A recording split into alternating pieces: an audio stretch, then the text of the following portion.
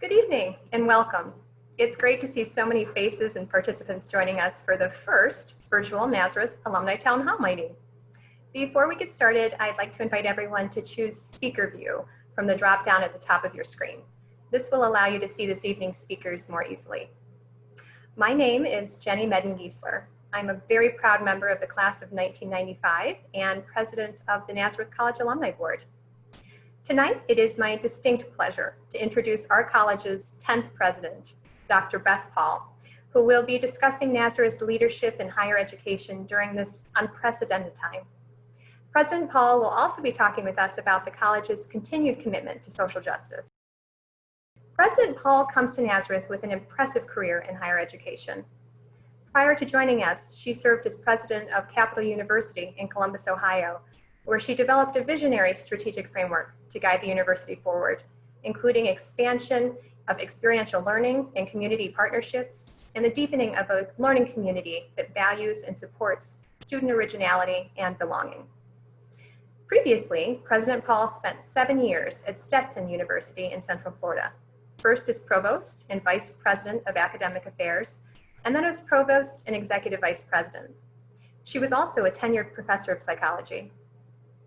From 1992 until 2009, President Paul was at the College of New Jersey, where she was a professor of psychology and grew her leadership experience.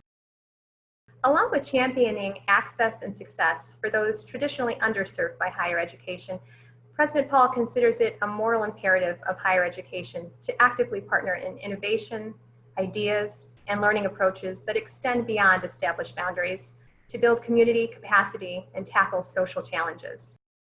She is an engineer of neighborhood-based, community-engaged, and experiential learning programs, both local and global, which have garnered national recognition. On President Paul's first day, she made 3 commitments to our Nazareth family: to support a just and healthy community, to strengthen communication and connections, and to continue embracing change and choosing opportunity. I'm struck by how these commitments and President Paul's prior work align with Nazareth's values. Nazareth has always been a place that challenges us to be the best version of ourselves. Though we were educated in different decades by and with different members of our community, there's a common thread that weaves through our shared experience. Our education has taught us all to pursue truth, goodness, and justice in our work and in our communities. It's what distinguishes us as nurses, educators, leaders, clinicians, and citizens. No matter the challenge at hand, we have been taught to think critically, ethically, and above all, embrace change and choose opportunity. These values are what have kept us relevant for almost 100 years. In just a moment, we'll get to hear how President Paul will build upon this already strong legacy. But first, a few additional housekeeping items. We have an incredible turnout tonight. Thank you so much for joining us. So in order to ensure an optimal experience for everyone who's tuned in, we have muted all participants. You may have some questions tonight. If so, please direct those to Liz Cronin, our chat moderator, via the chat function located at the bottom of your screen. Many of you have already submitted questions ahead of time. Thanks for doing this. We'll do our best to answer your questions, but may not have time to address them all. Each question is important, so we'll be keeping track and plan to continue answering questions in our monthly newsletter, News at Naz. So with that, I'd like to hand it over to President Paul. President Paul? Thank you, Jenny. It is so exciting to be here with all of you. I do wish we were in a room together so that we could be in person. It's hard to get to know a community and have to look at everyone in a little box or perhaps with a mask on. But I am very grateful to be with you, and I am so pleased that we have a way that we can join together. And I thank all of you for taking the time and care to join tonight. I do hope you're all well. I hope you are keeping safe during this very unusual time that we are in. We are all coping with so many challenges in how we live and in how we interact, in how we work. And Nazareth is certainly among everyone in coping with those challenges.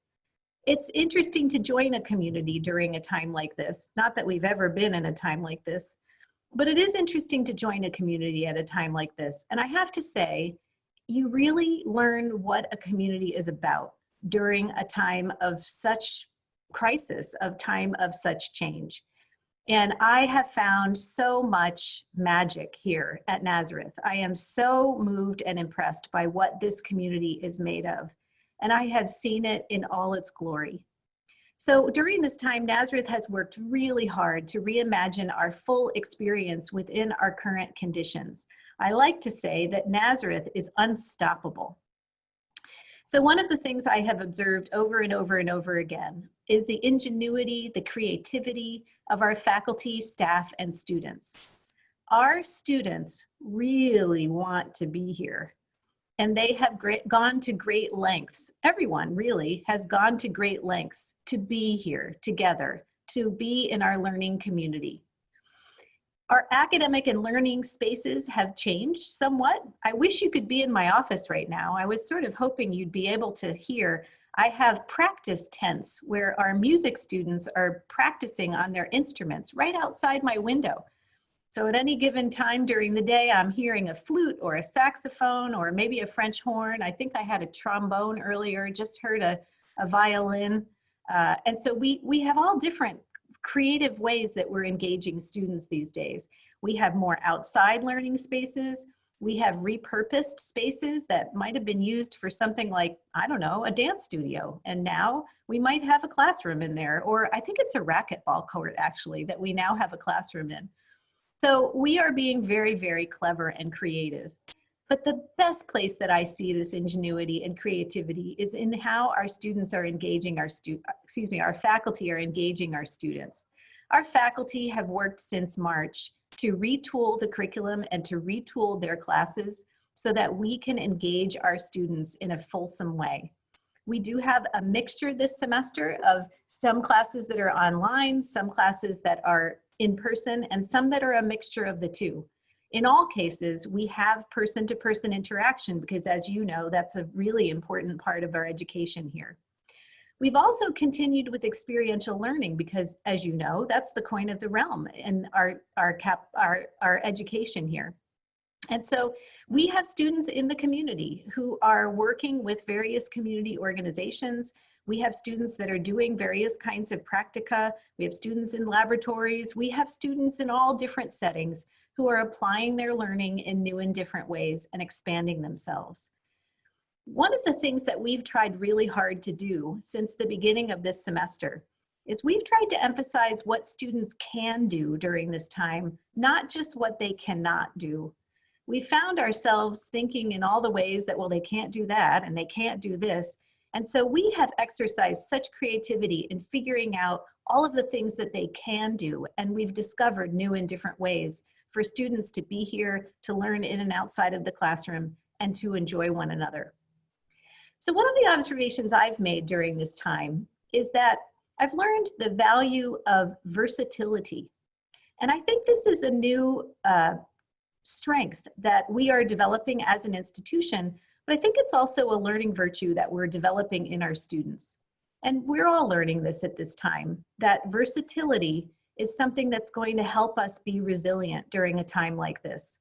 And as we move forward, having the learning virtue of versatility is going to help our students to continue to adapt and to continue to be very proactive in reshaping our society in ways that are better for everyone.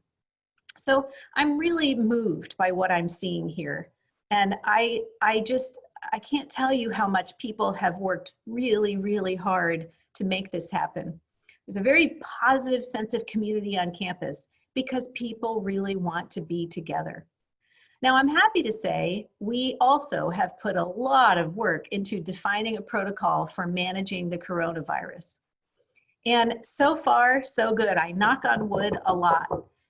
We are really fortunate that we have kept the active cases very low. Right now, we have one active case. As soon as we have an active case, that student or faculty member or staff member is isolated, and anyone with whom they've had contact as defined by our health department goes into quarantine. And because we've been so vigilant with that, we have kept our cases to an absolute minimum. And we're really fortunate that we have been able to do that. It shows the sense of responsibility that we have as a community. It shows, especially among our students, how much they care for each other, how much they care for our sense of community in wanting to be here together, in wanting to continue their learning in the way that they've come to value at Nazareth. So yes, it is a very interesting time, but I'm really happy to say that the spirit of Nazareth is alive and well and happening in beautiful ways all across our campus. It's an interesting time, isn't it? And I reflect on Nazareth's founding and history. Honestly, it's kind of a little eerie as I reflect on our history and realize the parallels between our founding and now. If you think back to 1924, which is the year of our founding, if you think about that time, you'll realize that that was on the heels of the pandemic of 1918. So we were coming out of a major pandemic, a major crisis in our society. It was a time of revolutionary change, and there was opportunity, a lot of opportunity for reshaping society, for thinking about how we emerge from that radical time of change and really come together as a better humanity. So you fast forward and you think of where we are now, and nearly 100 years later, here we are again. We are in a time of revolutionary change. We are again dealing with a massive pandemic, and we are again faced with the opportunity to define how we live together as a society, how we realize the values of humanity, how we realize the values that are at the core of what Nazareth is all about. And that is social justice and humanity and care for one another. So in thinking about this year and thinking about the work that we have to focus on this year, certainly the focus on managing the pandemic is major, but it can't be everything we do. And so I made 3 commitments when I started this year. And Jenny was mentioning them earlier: supporting a just and healthy community, strengthening communication and connections, and embracing the future. So let me talk about each one a little bit. First is supporting a just and healthy community. You know, one of the good things that the pandemic does for all of us is it prompts us to value each other. It prompts us to think about the health of our community. And this is not just the physical health of our community, but it's also the mental health of our community. We value people here, and we value community here, and we value the well-being of everyone in our community. And I hope that that's a virtue we carry forward from this time. Since our founding, as you know, ours is also a community that is dedicated to being inclusive of all voices, perspectives, and backgrounds. And our commitment is to give every individual student new and different opportunities and to support their reach to their full potential. You remember those experiences that you had here, some that you never even imagined you would have, and they helped you to become who you are. They helped you to reach into what has become your life's work. So community and belonging is our college-wide commitment, and it is rooted in our founding commitment to social justice. So this is a college-wide commitment to the diversity of our community, to equity and access to opportunities, and also to inclusion, so that every individual feels heard and feels valued. Today, this core value leads us to work on anti-racism, something that is plaguing our community, has for many, many, many years, quite frankly, for centuries. And we need to understand and lift people who are marginalized in our society. So we have a number of initiatives underway in continuing this ongoing commitment. Faculty are working on incorporating learning about anti-racism in our curriculum. The Hickey Center for Interfaith Dialogue is sponsoring a listening, learning, and healing series of dialogues centered on racism and social justice. I was in one last night, and they're incredibly moving and insightful times for reflection on this value in our community. And our students are leading peer-to-peer learning about the realities of racism on our own campus and in our communities. So it's a powerful time of learning in our society. It's a powerful time of learning at Nazareth. I've also committed to strengthen communication and connection. I know these are enduring values for Nazareth, and at a time like this, communication and connection is more important than ever. And so alumni engagement is a major part of that. You are part of this broad community, and you're a really valuable part of this community. You have lived experience that is so important to the learning that we do here. So alumni engagement is a leading commitment for us in terms of strengthening that commitment and connection. And so tonight is one of those examples of ways that we will be reaching out to you. I've also been assembling a blog. I have blog posts every now and then that capture some of the thinking about what's happening on campus and gives you a flavor for what we're all about and how we are living our mission during this time.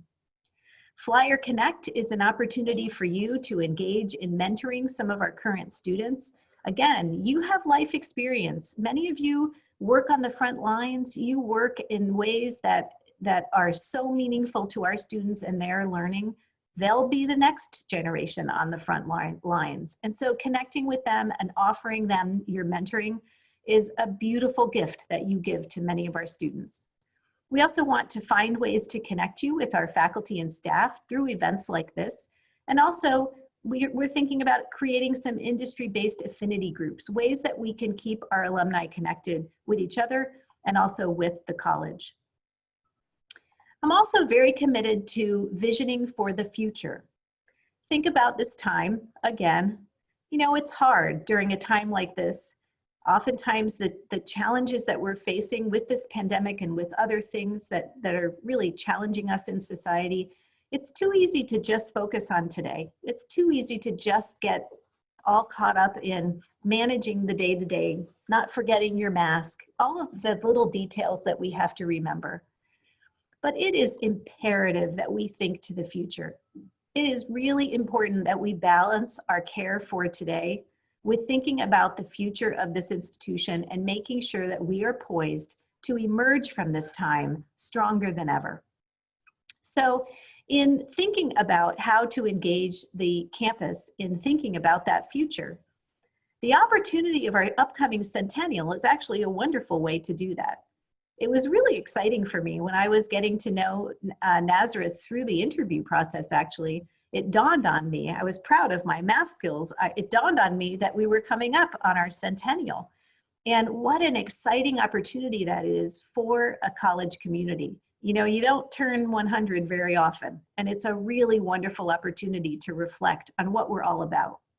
So as we think about approaching that centennial, it gives us a powerful opportunity to think about, in fulfilling our mission, what have we accomplished in our first 100 years? And we have an incredible story to tell. You're part of that story. And it really is a very, very moving and powerful story. Well, we then have to ask, how will Nazareth live its mission in its second 100 years? How do we want to reach forward? And especially at this revolutionary time, there is such opportunity and such possibility. So today, actually, we have kicked off a strategic planning process, and we are up and running in thinking about the future of Nazareth College. We have a process that will happen throughout the fall. We're including all sorts of people all across campus. We will have an opportunity for alumni input. And we are looking to the future and thinking about what we want that future to be. So part of that is thinking about what a healthy Nazareth looks like in the future. You know that the financial health of the institution is really important to our ability to be all of what we are. And it is a challenging time in all sorts of areas in our society in thinking about what will define that financial health in the future. So we will start by talking about that future and what will define our health, including our financial health. That gives us a sense of how we want to move forward, where we want to be in the next several years. With that defined, then we will think about the strategies that will move us in that direction. What will best create the momentum that will help Nazareth reach the vision that we define? Well, obviously, it will center very much on student learning. You know that is a core of what Nazareth is all about. And so we have to ask, what does the future hold for our students? How will we prepare them for this future? It's a hard question right now, right? Because there is so much change in our midst. But again, we have to think of this not as an overwhelming time of unknown, But we have to think of this as our opportunity to shape, our opportunity to define what that future will be. And so how do we think about that with our students' learning in mind? And how do we think about how this education needs to prepare them for that future? There are several elements of a Nazareth education that no doubt will continue. And that starts with a holistic education, engaging the whole student in learning. So yes, our academic program is a core part of our experience here.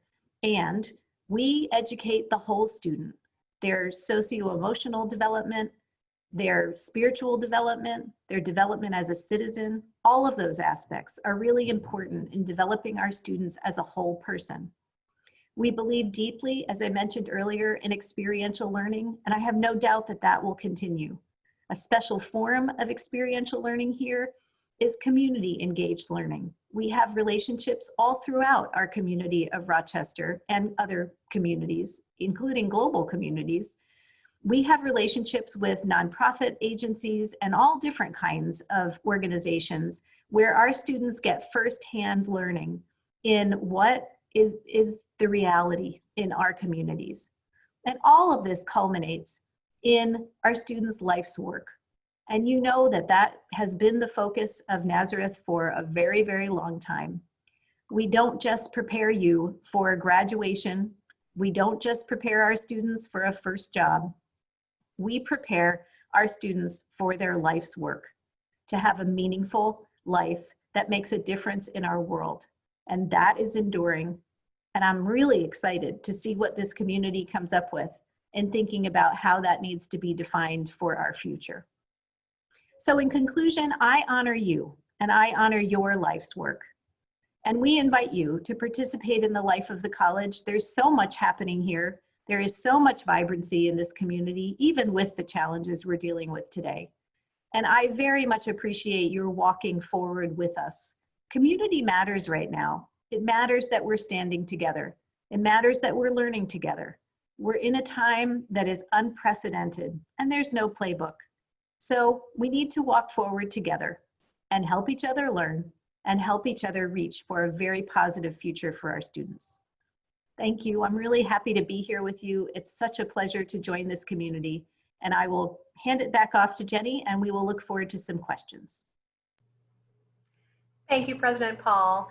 At this point, we would like to open it up for some questions from our alumni participants. And as a reminder, please submit questions you may have to Liz Cronin, our chat moderator, through your chat window. So President Paul, our first question is about students who are back on campus, but in a very different way than they have been in the past. So what have you done personally to try to connect with the student body during this time of social distancing? I love that question because I wouldn't be at a school like this if it wasn't for the students and being able to interact with the students. You know, that personal interaction is a really major part of what we are. So the truth is I walk around campus a lot. And yes, I have to wear my mask. And so there is some awkwardness there, right, for all of us. But I walk around and I interact with students. This morning I was sitting out, we have a tent set up so that our students have an outdoor place to dine. And I was sitting there this morning and it was outside of one of our residence halls and I greeted students. I was saying good morning to each one and wishing them a good day. I walk around and say hello and interact and get to know them and listen to them in terms of what their experience is. You'll relate to this. What do they have? They usually have their earbuds in their ears. And so I have to train them a little bit. At first, they're walking around with their, music on, but when I'm coming up to them and saying good morning, and they'll take them out. So after a while, they're trained and they know that when they walk by, they take them out and we have a friendly conversation. There are also other ways that I am interacting with students through our programming. And some of that is in person. I was on campus a couple of weekends ago. We were making masks together. And so I sat down, I even have mine. I sat down with a group of students and we had fuzzy paint and we painted masks together. We are also having all different kinds of programs, some of which are virtual. And so I'm joining those as well. But it's really a joy to interact with our students. And I can't wait to be on this campus when we can interact more fully. But right now, it's a joy to get to know them. That's great. You know, you mentioned the financial health of the college, and so that sort of leads to the question about enrollment. And has enrollment been affected by COVID? And if so, what are you doing to try to attract students to the college at this point? Those are great questions, Jenny. Obviously, a major concern for us. I am very impressed by how Nazareth College has budgeted very conservatively, has handled their finances very conservatively for many, many years. And that is a real strength of Nazareth. And it sets Nazareth up at this time in a way that, quite frankly, many institutions like this are not.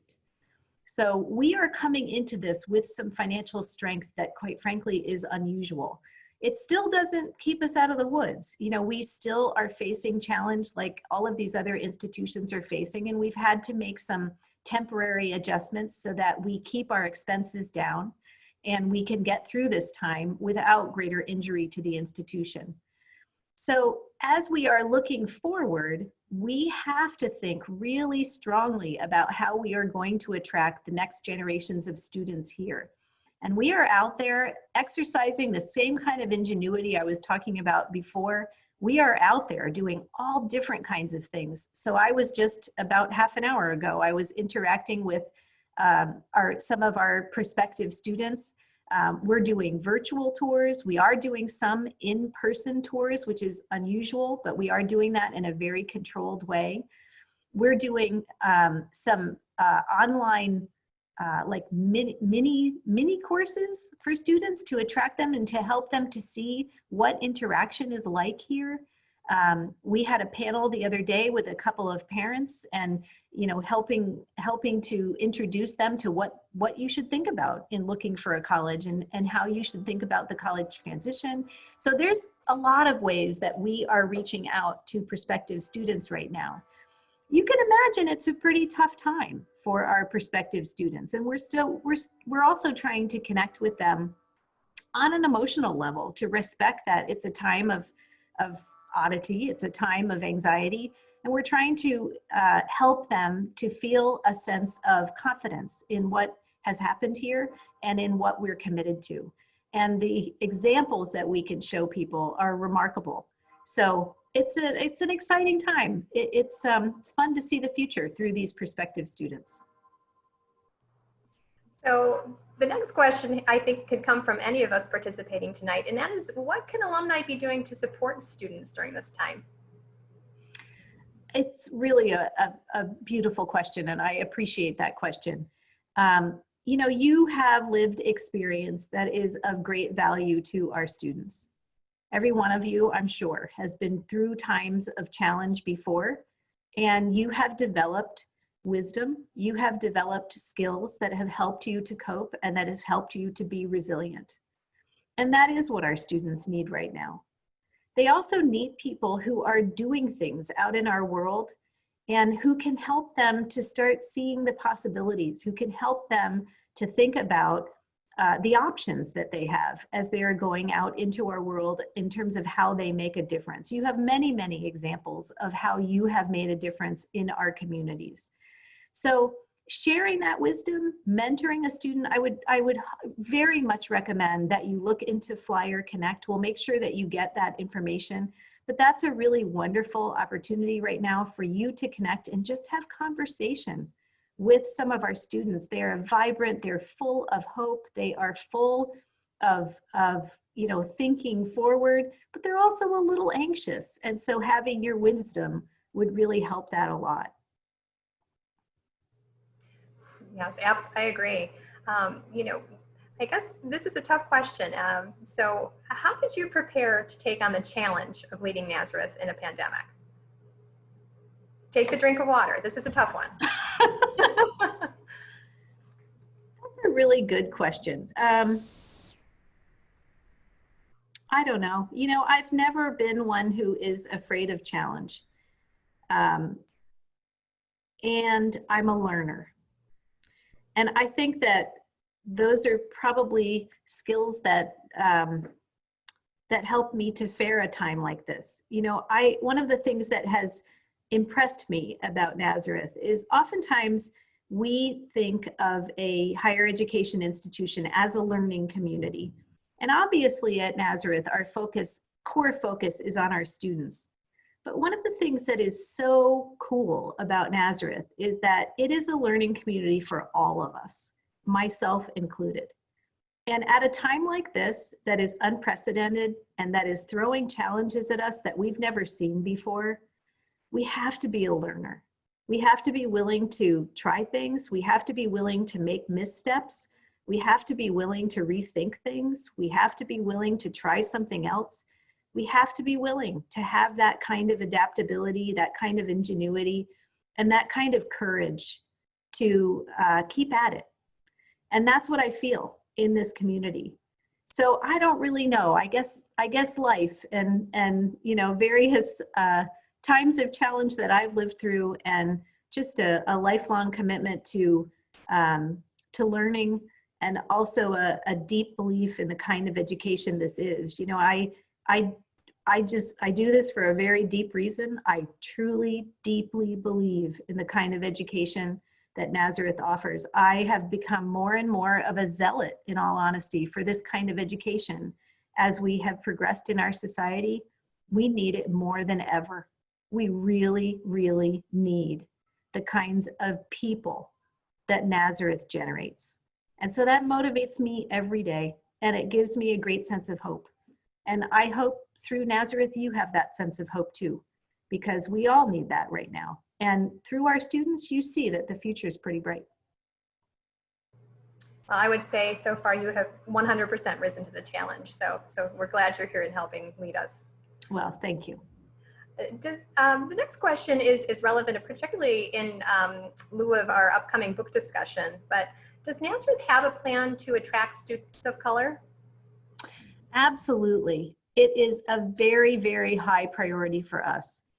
It is important for all different reasons. It is important for our fundamental value that founded us. You know, we were founded as a community that is for all. We were founded as a community that really believed in identifying people that society may not have believed in as much, but we do. And we attract them here. We provide a wonderful, opportunity-rich educational context here, and we help them to rise. And we've been doing that for almost 100 years. And so we have to keep on doing that. We have increased our population of students of color over the last several years, and we absolutely will continue to do that. We have to do that in a number of ways. We do that by you know, certainly finding sources of students in different ways. But honestly, the best way that we can do that is by growing our commitment to being an inclusive community. That's what prospective students want to see. They want to see that you're real about your values. And, you know, let's face it, none of us really knows how to be a fully inclusive community, but we have to work at it every single day. And that's what we have to show our students, is that we are working at it every single day. And you are welcome here. You will feel a sense of belonging here. And we will give you opportunity here and support you to achieve all of what you can be. And by the way, we really believe you can be all that and more. That's a very powerful learning environment. So this is closely related to the last question. Is Nazareth committed to hiring Black people and Indigenous people and people of color in positions of leadership? Absolutely. That is something that we've been committed to for quite some time, and I'm certainly committed to it. It is a constant commitment, and it takes a lot of different kinds of strategies. Likewise with students, it takes networking in different ways so that you're tapping different ways of finding you know, candidates for positions that often are not traditional. And so we do that kind of work, but we also have to check our biases. We know that in hiring processes, we all have biases. We live in, every one of us, you know, we live in a society that has been rooted in all different kinds of beliefs, and they influence our biases, our filters. And so we also have to check those and make sure that when we are looking through candidate pools, we are noticing different kinds of candidates and not just looking through a very narrow cookie cutter to find a candidate. So we push ourselves on that. We do professional development on that, and we push ourselves on that. And then likewise, as I said with students, it's also really important. It's not just about hiring, it's also about supporting. It's also about providing a context that really values people and that provides a sense of inclusion, of value, of care, so that we can retain our faculty and staff as well. So all of that, and I love these questions because they really are what we're all about. So yes, deep commitment. So much of the college experience is about the social aspect.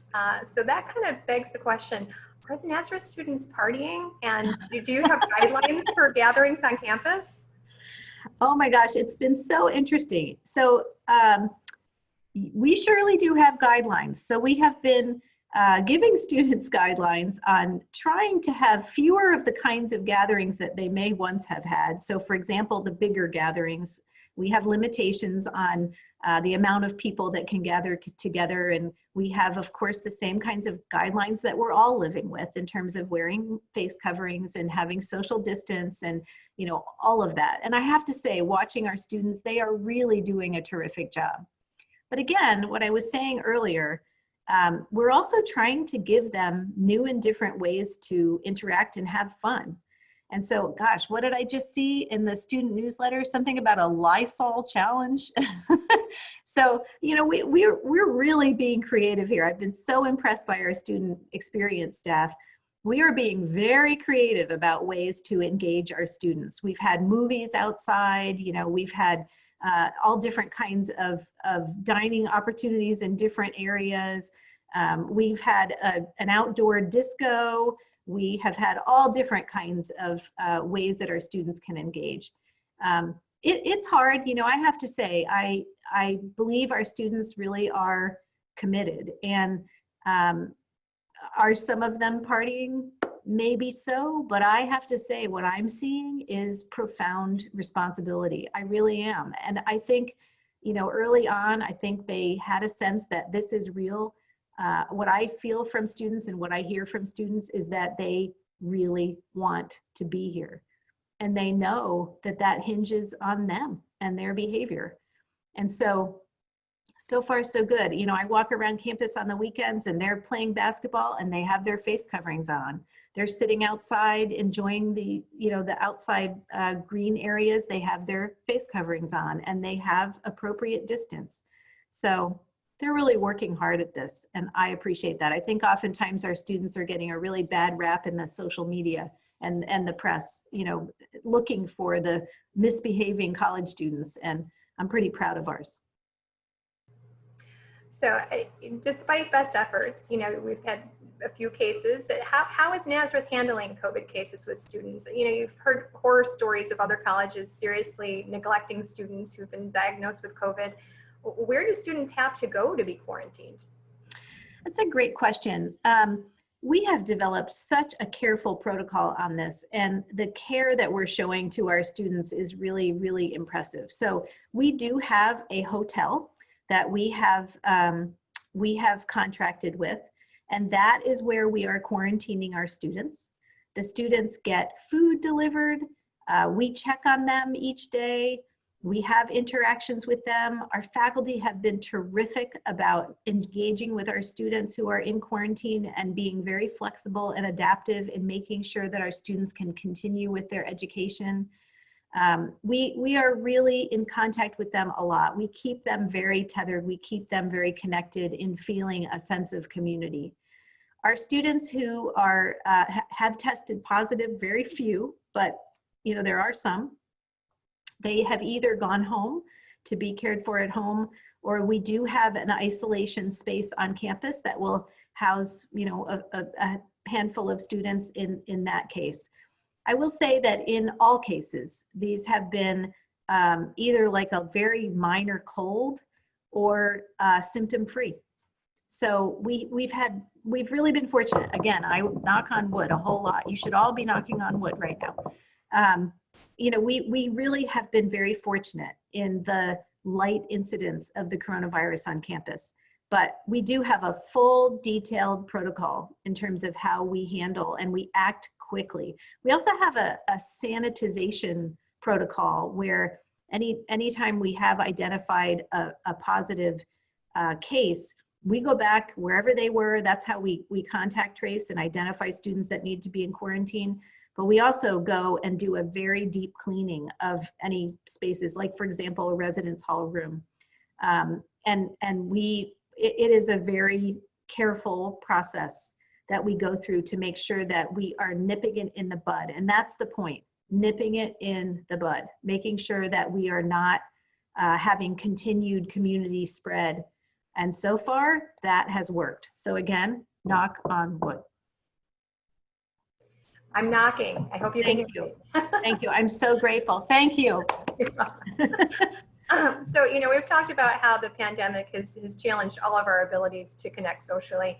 So have you had the opportunity to connect with community partners and local college leadership? I am trying so hard to connect with people in the community, including you. I'm trying to get to know the full array of what the Nazareth community is all about. So I am out and about. I have to say, my Nazareth mask, can you see that? That has been very helpful. It's been very helpful as I've walked around town and people have seen that. I've met alumni that way. I've met parents that way. I've met students that way. They'll see me and they'll say, "Oh, are you at Nazareth?" And I can introduce myself, and we've had wonderful conversations. I have met all of the area college and university presidents. We actually meet every week. We have a weekly virtual meeting, and it's been really a wonderful network. Some of them I knew before, some of them I didn't. And it's been really wonderful to compare notes, to talk about how we are all managing this unusual time and to learn from one another. It's been a wonderful, supportive resource group. I've been working with meeting various community leaders. I've been spending time with trustees. I've been walking through campus and trying to meet as many students and faculty and staff as I possibly can.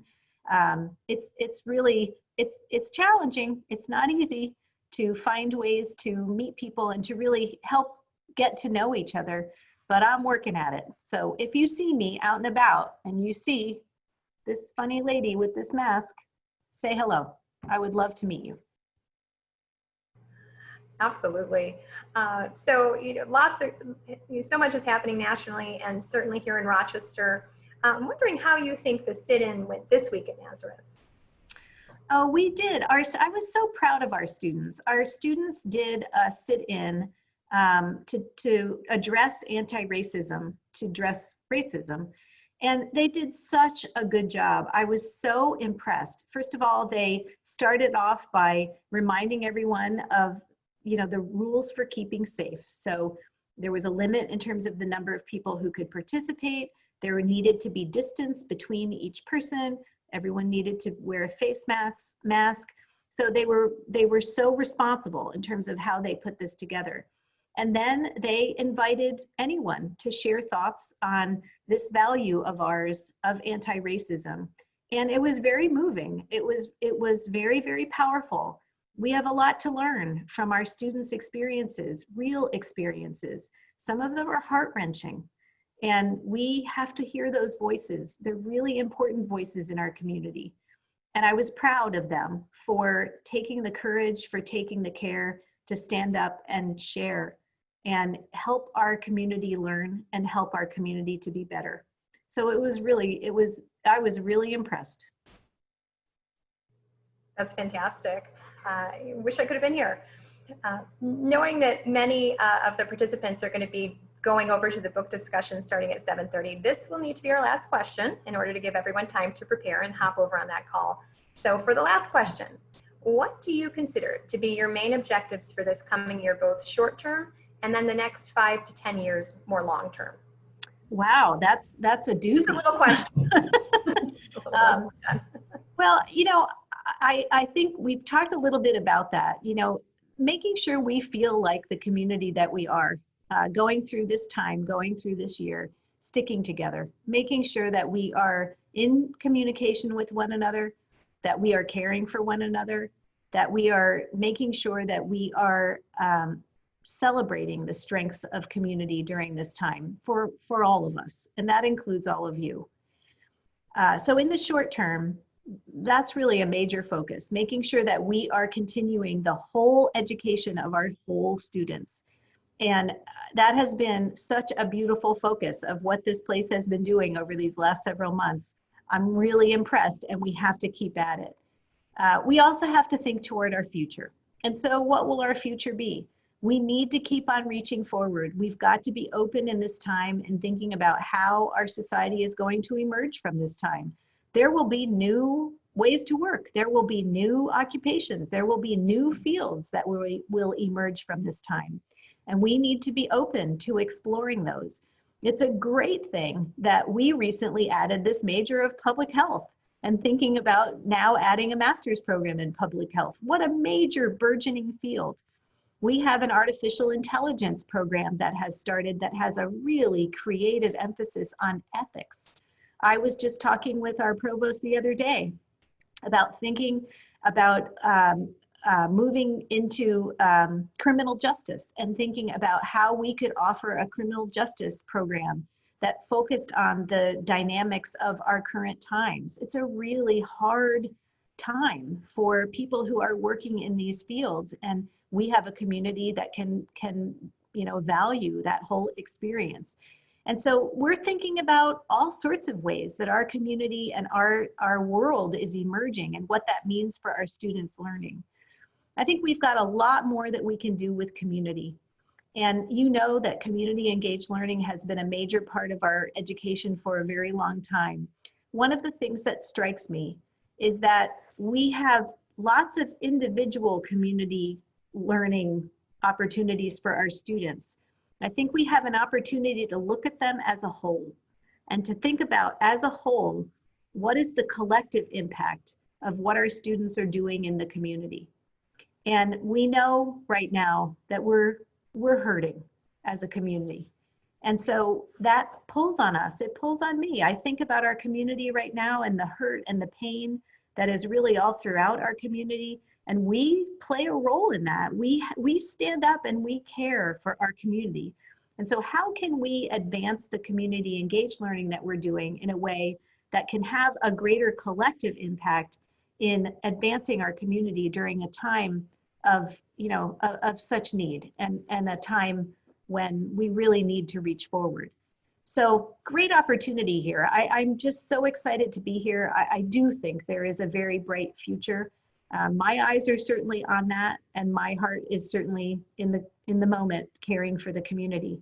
And I look forward to the ideas you have and to the commitment that you have to this college. Again, the fact that you're standing with us and that you are joining at a time when there's just a lot of challenge, but you also see the opportunity, and that means the world to us. So thank you. I'm really grateful to have this time with you, and I look forward to the next time. That will be a joy. So thank you. Thank you, President Paul. I really believe that one of Nazareth's strengths is that we've had the right leader for the right time, and you are the right leader for now, and hopefully well into the future. Thank you. I am grateful. I'm grateful. Thank you, everyone. You're welcome. And thanks to all of our alumni for participating tonight and for your very thoughtful questions. It's been a wonderful opportunity to reconnect and get to know our new president. So please look for a survey in your email soon. We are very interested in your feedback and certainly would appreciate your response. I know many of you are attending the book discussion. I'd like to remind you that you will need to access that meeting through a separate Zoom link that was sent to you via email. Have a great night, everyone. Thanks so much for joining us. Please stay well. We look forward to your continued involvement as we go forward with all these fantastic initiatives that President Paul shared. Good night. Stay well.